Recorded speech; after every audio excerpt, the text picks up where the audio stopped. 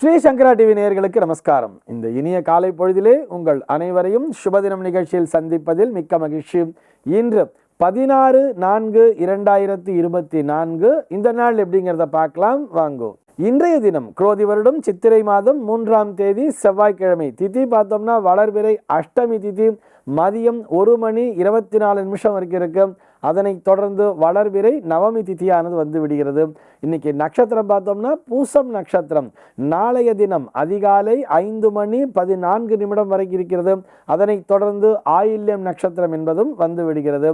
இந்த நாள் முழுவதுமே ஒரு சித்தயோகம் கூடிய நாளாக அமைந்திருக்கிறது. இதுபோக பஞ்சாங்கத்திலே வரக்கூடிய யோகம்னு சொல்லி பார்த்தோம்னா இன்னைக்கு திருத்தி அப்படிங்கிற ஒரு நாம யோகத்தை கொடுத்துருக்கா. கரணம் பார்த்தோம்னா பவம் அப்படிங்கிற ஒரு கரணத்தை கொடுத்துருக்கா. இந்த நாளானது ஒரு மேல் நோக்கு நாளாக அமைந்திருக்கிறது. இன்னைக்கு என்ன ஸ்பெஷல் அப்படின்னு சொல்லி பார்த்தோம்னா இன்றைய தினம் பஞ்சாங்கத்திலே அசோகாஷ்டமி அப்படின்னு சொல்லி கொடுத்துருக்கா. இந்த அசோகாஷ்டமியினுடைய மகத்துவத்தினை பற்றி நேற்றைய தினமே விரிவாக பார்த்தோம். இருந்தாலும் மீண்டும் ஒரு முறை ஒரு சிறிய நினைவூட்டல் என்னன்னு சொன்னா, இன்றைய தினம் அவசியம் வீட்டிலே இருக்கக்கூடிய அந்த மருதாணி செடிக்கு நீர் ஊற்றி வணங்க வேண்டியது. சரி, சென்னையை பொறுத்தவரை இன்றைய தினம் சூரிய உதயம் என்பது காலை 5:59 சூரிய அஸ்தமனம் என்பது மாலை 6:18 சம்பவிக்கிறது. சந்திர உதயம் என்பது மதியம் 12:28 சந்திர அஸ்தமனம் என்பது இரவு 1:30 நிகழ்கிறது. இன்றைய தினம் ராகு காலம் என்பது மதியம் 3:13 முதல் 4:45 வரையிலும், யமகண்டம் என்பது காலை 9:03 முதல் 10:36 வரையிலும், குளிகை காலம் என்பது மதியம் 12:08 முதல் மதியம் 1:41 வரையிலும் சம்பவிக்கிறது. இன்றைய தினத்தினுடைய தினாந்தம் அப்படின்னு சொல்லி பார்த்தோம்னா இரவு 1:35 கொடுத்திருக்கா. இன்றைய தினத்தினுடைய சூலம் அப்படின்னு சொல்லி பார்த்தோம்னா இன்றைக்கு வடக்க சூலம் அப்படின்னு சொல்லி கொடுத்திருப்பா. இந்த சூல தோஷம் என்பது பகல் 10:54 வரை மட்டுமே. இதற்குரிய பரிகாரமாக பால் அறிந்துவிட்டு செல்லலாம் அப்படின்னு சொல்லியும் கொடுத்திருக்கா. சரி, இன்றைய தினத்தினுடைய ஆன்மீக தகவலாக இதை ஆன்மீக தகவல் அப்படின்னு எடுத்துக்கலாம், ஒரு ஜோதிட தகவல் அப்படிங்கிறதையும் எடுத்துக்கலாம். சார், பூர்வ ஜென்ம கர்மா என்பதை எப்படி அறிந்து கொள்வது அப்படின்னு சொல்லி ராமமூர்த்தி அப்படிங்கிற ஒரு நேயர் கேள்வி கேட்டிருக்கார். அதாவது அவர் கேட்கறது நான் ப்ராக்டிக்கலாக அனுபவிச்சு தெரிஞ்சுக்கணுமா இல்லை ஜாதகத்தை பார்த்தாலே தெரிஞ்சிடுமா? இந்த பூர்வ ஜென்ம கர்மான்னு சொல்றாளே, ஜாதகத்தை கொண்டு போய் காமிக்கும் பொழுது உன் பூர்வ ஜென்ம கர்மா நீ இதை அனுபவிச்சு தான் ஆகணும் அப்படிங்கிற மாதிரி சொல்றாளே, இதனை நான் எப்படி உணர்ந்து கொள்வது? பூர்வ ஜென்மத்தில் நான் புண்ணியம் பண்ணியிருக்கேனா இல்லை நான் பாவம் பண்ணியிருக்கேனாங்கிறத எப்படி சார் தெரிஞ்சுக்கிறது அப்படிங்கிறது தான் அவருடைய கேள்வியாக அமைந்திருக்கிறது. முதல்ல ஒரு விஷயத்தை நம்ம நல்லா புரிஞ்சுக்கணும்.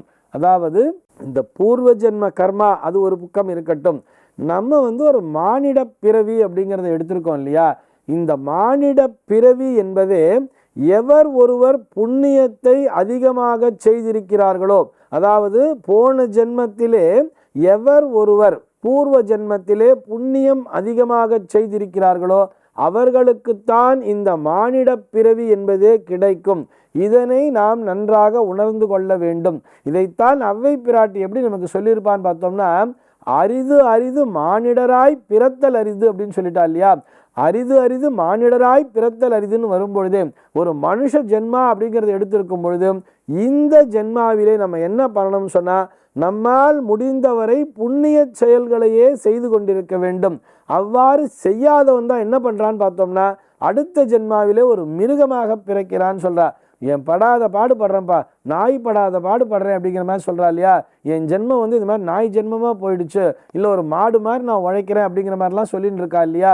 எப்படி செய்தாலும் நம்ம இந்த ஜென்மால ஏதோ ஒரு கஷ்டப்படுறோம்னு சொன்னா அதற்கு பூர்வ ஜென்ம கர்மாதான் காரணம் என்பது ஒரு பக்கம் இருந்தாலும், அந்த பாபத்தினை விட அதிகமாக நாம் புண்ணியம் செய்திருக்கிறோம் என்பதை புரிந்து கொள்ள வேண்டும்.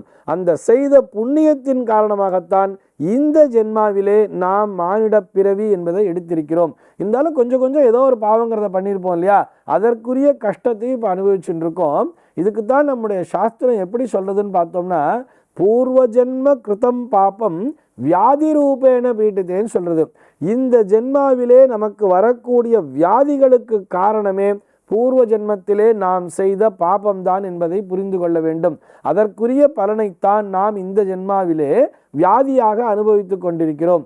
இது போக இன்னொரு விஷயம், அந்த ஜோதிடம் அப்படின்னு பார்க்க போகும்பொழுது அதுலேயே மேலேயே எழுதியிருப்பா தெரியுமா, ஜனனி ஜென்ம சௌக்கியானாம் வர்தனி குலசம்பதாம் பதவி பூர்வ புண்ணியானாம் லிக்கத்தே ஜென்ம பத்திரிகான்னு சொல்றா.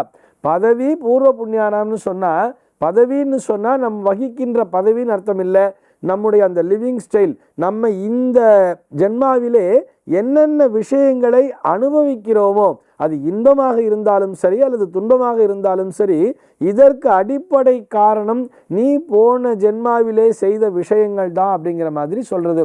ஒரு சில பேருக்கு பார்த்தோம்னா காசு பணம் கார் பங்களான்னு ரொம்ப வசதி வாய்ப்போடு இருப்பார், ஆனால் மன நிம்மதி என்பது இருக்காது. அப்படி வசதி வாய்ப்புகளோடு இருக்கிறார்கள் என்று சொன்னால் அவர்கள் போன ஜென்மாவிலே செய்த ஒரு புண்ணியத்தின் பலனைத்தான் இப்படி அனுபவித்து கொண்டிருக்கிறார்கள்.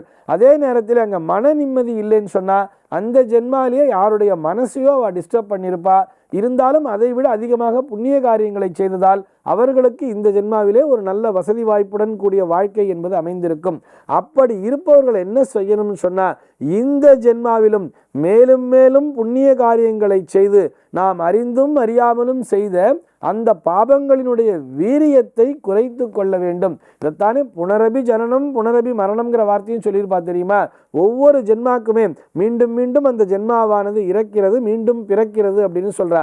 இப்படி இந்த பிறப்பு இறப்புங்கிறது ஒரு சைக்கிளாகவே போயின்னு இருக்கிறதுனால இங்கே நம்ம சார் நான் பூர்வ ஜென்ம பாவம் பண்ணிட்டேன் அதனால தான் அப்படி கஷ்டப்படுறேன்னு அதையே நினைத்து வருந்தி கொண்டு இருக்காமல், நமக்கு கை காலெலாம் நல்லா இருக்கா, சுவாமி நமக்கு நல்ல ஆரோக்கியமான உடம்பை கொடுத்துருக்காரா, அப்போது நம்ம போன ஜென்மாவில் நிறைய புண்ணியந்தான் பண்ணியிருக்கோம் அப்படிங்கிற அந்த ஒரு நம்பிக்கையை வளர்த்து கொள்ள வேண்டும். அதற்காகத்தான் மீண்டும் ஒரு முறை நினைவூட்டுகிறேன், ஔவையார் சொன்ன வார்த்தை தான், அரிது அரிது மானிடாய் பிறத்தல் அரிதுன்னு சொல்றார். இந்த லோகத்திலே எத்தனையோ லட்சம் ஜென்மாக்களை தாண்டித்தான் இந்த மானிட பிறவியை எடுக்க முடியுமா, எத்தனையோ லட்சம் உயிரினங்கள்னு சொல்றார். அதாவது நம்ம இந்த டிஸ்கவரி சேனல்லாம் பார்த்தா தெரியுமா, டிஸ்கவரி சேனல் நேஷனல் ஜியாகிரபிக் சேனலோ ஏதோ ஒன்று பாருங்களேன், எத்தனையோ மிருகங்கள் நம்ம தெரிஞ்சு கூட நம்ம அதெல்லாம் யோசிச்சு கூட பார்த்துருக்க மாட்டோம். அந்த மாதிரியான உயிரினங்கள்லாம் பார்ப்போம், அது வண்டாகட்டும் பூச்சி புழுவாகட்டும் இல்லை பறவைகளாகட்டும். இத்தனை ஜென்மாக்களையும் கடந்து நாம் ஒரு மானிட பிறவி என்பதை எடுத்திருக்கும் பொழுது நிச்சயமா நம்ம போன ஜென்மால புண்ணியந்தான் பண்ணியிருக்கோம். ஒரு மிருகமாக வாழ்ந்திருந்தால் கூட நம்மால் இயன்ற அந்த புண்ணிய காரியங்களை செய்திருக்கிறோம். அதே மாதிரி இந்த ஜென்மாவிலும் கிடைத்தற்கரிய இந்த மானிட பிறவியை பயன்படுத்தி கொண்டு இந்த ஜென்மாவிலும் நாம் புண்ணிய காரியங்களையே செய்ய வேண்டும் அப்படிங்கிறத தான் அந்த 9ஆம் பாவம் என்பது உங்களுக்கு உணர்த்துகிறது. இந்த தகவலோடு இன்றைய தினம் நான் உங்களிடமிருந்து விடைபெற்றுக் கொள்கிறேன். மீண்டும் உங்கள் அனைவரையும் நாளைய தினம் ஒரு சுவாரஸ்யமான தகவலோடு சந்திக்கிறேன். எம்பெருமானினுடைய திருவுருளினாலே இந்த நாள் உங்கள் அனைவருக்கும் சுப தினமாக அமைவதற்கு வாழ்த்துக்கள்.